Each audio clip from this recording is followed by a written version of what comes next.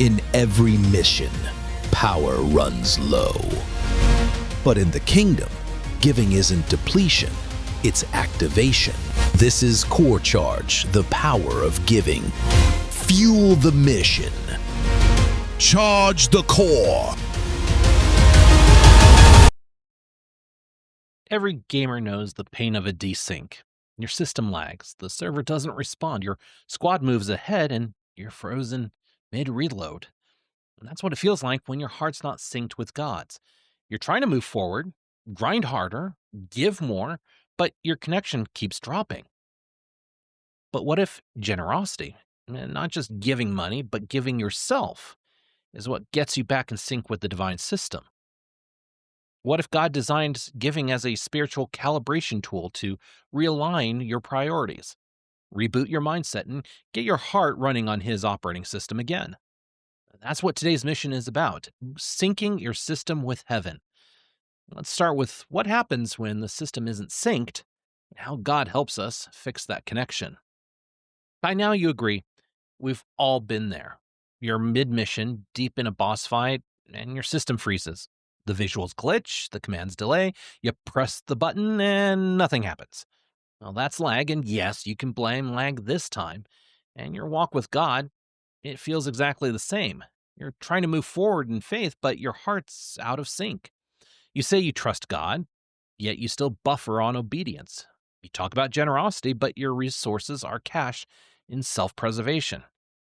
And Jesus mentions this in Matthew 6:19-21. Do not lay up for yourselves treasures on earth where moth and rust destroy, and where thieves break in and steal, but lay up for yourselves treasures in heaven, where neither moth nor rust destroys, and where thieves do not break in and steal. For where your treasure is, there your heart will be also. Now, Jesus is definitely not running a financial seminar. He's not doing cryptocurrency. He's not talking about getting your house in financial order. What he's really doing is he's debugging our hearts. He's showing us that where we store our resources determines where our system points. Our generosity is a GPS signal. It tells heaven what server we're really connected to. When we hoard what God asked us to release, our system gets cluttered with corrupted files. And we know them as pride, fear, and insecurity. The more we pile on, the slower the connection becomes. We start mistaking noise for notifications, busyness for purpose. Think about your favorite open world game. You can't complete the mission if your storage is full. You've got to clear inventory to make space for what's next. Spiritually, generosity does the same thing. It frees bandwidth and frees your inventory. And that's why giving is never about how much you have. It's about how much you're willing to give and sync. Even a small act of generosity, a prayer for someone, a few minutes to listen, a simple power boost offering sends a ping to heaven that says, I'm online, I'm available, I'm ready to connect. Because the issue isn't your wallet, it's your Wi-Fi. Your heart connection determines the signal strength. So when your faith feels like it's stuttering, when life feels out of rhythm and you can't seem to load the next level, it may not be that God's ignoring you. It may be that you're running an outdated version of obedience. But here's the good news. Heaven never shuts down the server. The moment you realign, when you choose to give, to serve, to forgive, or simply trust, the sync request goes through, the lag clears, the connection stabilizes. You begin to feel the rhythm again, His aiming, His direction, His peace. So if lag exposes disconnection, then syncing restores momentum. And the next step is learning how to align with the divine operating system, to let God's updates run without resistance and see what happens when heaven's code starts rewriting your own. Now, every system runs on an operating code. For your body, it's DNA. For your phone, it's the iOS or Android. For computers, the operating system could be Windows, Linux, or Mac. And if you really want to get too technical and nerdy, the BIOS on the motherboard. However, for your spirit, it's the will of God. And the problem, Most of us try to run Heaven's apps on a self centered OS. We expect divine performance while running on human firmware. And that's why Romans 12, 1 through 2 hits so hard. I appeal to you, therefore, brothers, by the mercies of God, to present your bodies as a living sacrifice, holy and acceptable to God, which is your spiritual worship. Do not be conformed to this world, but be transformed by the renewal of your mind, that by testing you may discern what is the will of God, what is good and acceptable and perfect. Now, that's not just a call to live better, that's an update notice. That's that notification that says, boom, we have an update for you. And as annoying as Microsoft's Windows updates can be, God's just as approachable in that aspect. Paul is saying, stop trying to run the old operating system. Let God install the new one or the update. When you let the Holy Spirit rewrite your mind, generosity becomes more than a transaction. It becomes transformation. You start giving not because someone asked, but because it's your default setting. Your actions aren't patches or quick fixes, they're features of a renewed system. When your heart syncs with God's, generosity doesn't drain you, it drives you. Because you're no longer operating from scarcity mode, you're running on source power. Think about it this way. When your phone prompts a software update, it usually because the current version has bugs. Maybe your apps crash, maybe the screen freezes, maybe your battery drains too fast. The update doesn't make your phone less useful, it makes it run smoother. God's updates do the same. He's not trying to make something from you, he's trying to install something in you. It could be patience, gratitude, generosity, vision. He's rewriting the code so your heart runs on his frequency. But there's a catch, like everything else. You have to press accept update. He won't force the install. He gives you the choice. You can stay in lag or step into synchronization. And when you finally say yes, when you align your giving, your purpose, and your time with his will, everything starts to run differently. Not because you suddenly have more resources, but because you finally understand why you have them. The system begins to hum in harmony with heaven's rhythm. That's when worship becomes more than a song, it's a system state. Your life starts to output generosity by default. You give not to get, but because the source is constantly resupplying your energy. And I want to make it clear this is not prosperity. God's not going to renew $50 for the $5 you gave. He's not going to give you 60 more minutes of time in your life for the 5 minutes you spent. Alignment isn't about perfect performance, and we're not perfect. We'll never be perfect. It's about running the same code as the creator. And like every system, sync doesn't just happen automatically. You can't align with God's without first agreeing to his connection request. Choosing to walk in partnership, not parallel. Now, let's talk about what that agreement really looks like. Now, I'm really going to start aging myself here because this is really going to be one of those old time dial up modem type moments, but it also is the same way here when you talk about the internet. Every system connection starts with a handshake. And for us in dial up, we know what the sound of that handshake was. But even in our modern society with Ethernet and high speed data, there's still a handshake between computers when you want to pull data from the internet. It's the same thing. But that brief moment where two devices agree to talk, that's really what a handshake is. It's why you can fast and instantly get data from some server out in Norway or Europe because you need information regarding a historical moment, whatever. But including in that, think about it like as an MMO. You have to connect with their servers and your software, everything has to agree. It has to have that handshake. So whether we talk about your console, your controller, your headset, all of them have to agree to sync before the experience begins. No agreement, no signal, no power, no progress. Seriously. How many times has your Bluetooth controllers dropped on you mid-game? I do. That's why I continue to use wired interfaces. But I want you to think about that because that's the entire picture behind Amos 3:3. Do not walk together unless they have agreed to meet. You can't walk with God if you are not walking in agreement with Him. You can't expect His guidance if you're operating under your own map data. Syncing doesn't happen because you believe He exists. Really, it isn't. It happens because you've agreed to move in His direction. And here's the truth: God doesn't need your permission to be powerful, but He does ask for your partnership to be personal. He's not looking for robots or NPCs. He's looking for relationships.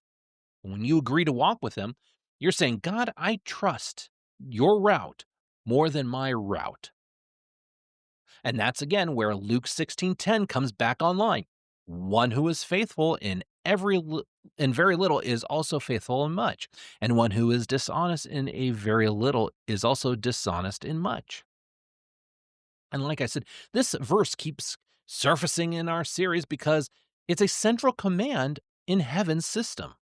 Faithfulness is the code that confirms your synchronization. Every small act of obedience, every power boost gift, every prayer for someone else, every unseen act of service. It's a confirmation ping saying, connection established, still online. Again, think about it like this. If you've ever played an MMO or co-op game, and many of you have, you know that syncing up with your squad requires constant communication. If one player ignores the team's strategy, chaos really hits fast, especially in Battlefield or Call of Duty or anything like that. Think about that. Arma, really, also is a big one. But when everyone locks into the same mission plan, healing, covering, advancing, the gameplay becomes fluid. There's still chaos out there, but it's a little bit more smoother. Everybody's together, everybody's synced, everybody's doing. You can have chaos and say, here's our battle plan, you throw it out, but your general consensus is you list it everybody, you're synced up together, you know what's going on. And you really can't blame lag for that. There's no lag, there's no disconnect really. Just flow. And that's what walking in sync with God feels like. When you trust His timing, when you obey His prompts, when you give even when you don't feel ready, you're syncing your movement to His mission. You're learning His rhythm: step, wait, act, repeat. And here's the power move in all of this. When your synchronization with God strengthens, other connections stabilize too. Your relationships, your decisions, your emotions, they start following that same steady signal because you're no longer living reactionary, you're living responsive. You've gone from input lag to instant obedience. That's why faithfulness matters so much. It's not about performance, it's about proof. Every act of generosity proves your connection is live. Every time you choose obedience over convenience, you're saying, I'm still walking with you. And the best part? God never stops sending the sync signal.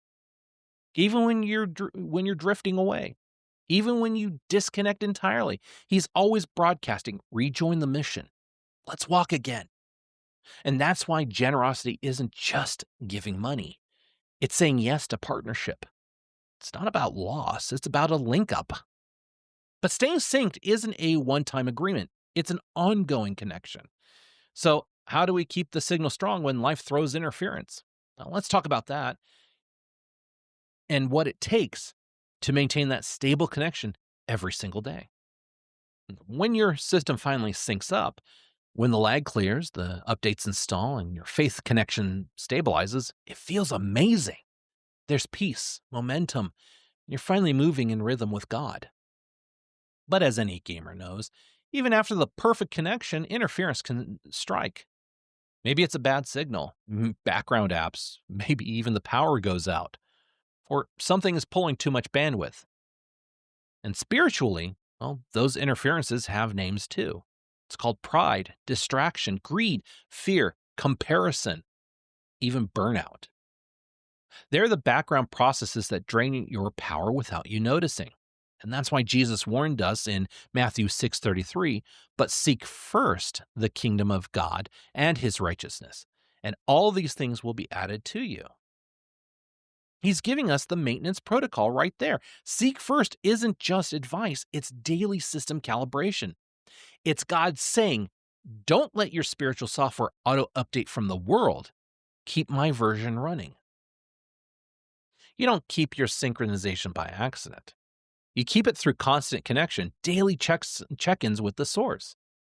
And just like a gamer checks their internet speed before a tournament, we check our spiritual connection before stepping into the day. And that may look very easily like this: prayer, scripture, worship, generosity. They're all connection checks. And each time you give, whether it's money, encouragement, or time, you're resending the I'm still online signal to heaven. And here's what breaks that sync: when we start thinking of generosity as a drain instead of a download. When we believe the lie that giving empties us instead of remembering that the source never runs out. You can't outgive the one who wired the system. You can't overload the network of grace. God's economy does not crash. It multiplies through connection. And that's why your giving isn't just about resources, it's about rhythm. When your generosity matches God's heartbeat, everything else in your life starts to flow smoother. Your anxiety lowers, your purpose clarifies, and your gratitude really deepens. And look, you're going to hit moments of signal drop. No doubt about it. Moments where the connection flickers and you feel far from God. I've felt it, and every Christian out there has as well. You can even go on X, Instagram, and sometimes they even say it right there. But that doesn't mean you've been kicked from the server. It means you just need to reconnect. He's still broadcasting, still waiting, still syncing. You just need to press reconnect. That's prayer. That's worship. That's generosity. That's humility. Each one of those is a reconnect button that brings your system back into alignment. When you live synced with God, you move from lagging behind to leading forward. You don't panic when the mission gets hard. You trust the network stability. You know who's you hosting the server. And the longer you stay synced, the clearer you hear God's voice, the less static there is between your desire and his design. And suddenly, your faith doesn't just run, it runs clean. So let's put that into practice. If staying synced is the mission, what does it look like in your daily grind this week? So I want you to spend this week learning what it means to synchronize your system with God, not just believing, but walking in alignment. Now it's time to take that truth from your head into your hands. Here's your mission log for this week. Number 1, run a spiritual diagnostic scan. Ask God to show you where your signal strength is weakest. Maybe it's trust. Maybe it's pride. Maybe it's burnout from doing too much on your own power. And here's an example that you can pray. You can pray this: search me, O God, and know my heart. Try me and know my thoughts, and see if there be any grievous way in me, and lead me in the way everlasting. And that prayer comes from Psalm 139, and it's verses 23 and 24. It's a great prayer to start off with. Even if you don't know how to pray, that's a great prayer to work with. But apart from that, don't just pray it. Pause and listen for the results. Now, I'm not going to say you're going to get instant results, but as I've said, you keep going, repeating prayer, having time, worship, studying the Bible. After a while, you're going to listen and you're going to feel the results. Now, number 2 is update your giving settings. And this week, pick one specific way that feels uncomfortable but faithful. That could mean a power boost offering, or maybe it's time spent helping someone you've been avoiding. Don't look for big numbers. That's not the whole purpose of this. Look for surrendered obedience. Like I've said before, every small act of generosity sends a synchronization signal to heaven that says, I trust the source more than my storage. And number 3, reboot with gratitude. Start every morning this week with a power on prayer. God, thank you for what I have, not what I'm missing. Gratitude is your firewall against greed. When you give thanks, envy loses connection. And test your alignment, number 4. Before making a major decision, financial, relational, emotional, ask, does this move keep me in sync with God's mission? If not, pause. Let Him recalibrate your next move. Faith isn't about speed, it's about synchronization. And finally, number 5, stay logged in. Don't ghost God until next Sunday. Keep that chat open. Stay in prayer. Stay generous. Stay connected. Because consistency keeps the synchronization alive. And as you put this week's grind in motion, remember this one final truth. And as I've said before on many occasions, I'm going to say it again. When you're synced with God, life doesn't magically get easier. It just starts to make sense. The lag doesn't disappear overnight, but your connection becomes unbreakable. Every act of faith, every sacrifice, every offering, every yes whispered through doubt is another line of code written in heaven's story for you. You become a living extension of His system, His hands, His voice, His generosity and motion. Because here's the secret. When your heart beats in time with His, blessings stop being downloads and start being data flow. You're not waiting for something to drop. You're already streaming from the source. So don't drift offline. Keep your sync active through prayer, purpose, and generosity. Every power boost or core boost you give fuels this mission. Every power core commitment keeps the global impact running strong. Together, we're not just maintaining a system, we're expanding a kingdom here at Power Up Church. So stay synced, stay generous, stay powered, because when your heart runs on heaven's frequency, there's no lag, no fear, and no limit to what God can do through you.